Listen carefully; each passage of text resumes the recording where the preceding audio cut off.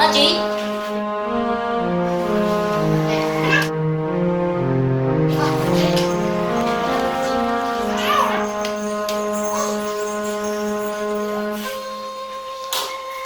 Itu no, halo. Itu kalau cikgu mana cik? Mau dulu cikgu itu.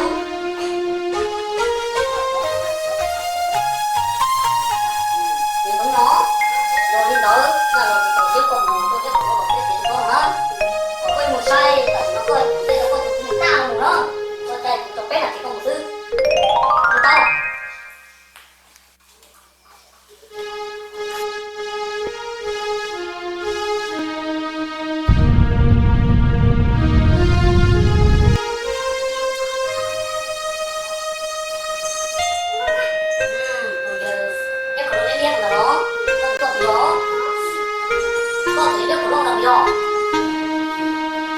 Giờ vì đi cha nó rồi còn xía ra sao lo bỏ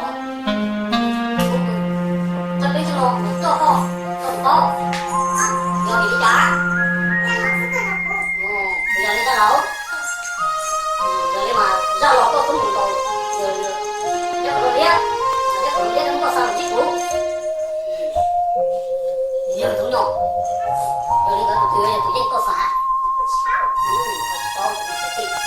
tôi đi nô á để có tụi nô mà chỉ mà khi mà bỏ á có cái đầu bây giờ cái còn biết không có sao làm chết cũng đi nô đó mà giờ xuống đỏ mà nhớ cũng ý chết ý chứ đúng không lúc sau đấy một cửa tốt cửa mở cửa tê rồi chỉ đi từ xuống cửa nhé đi lên có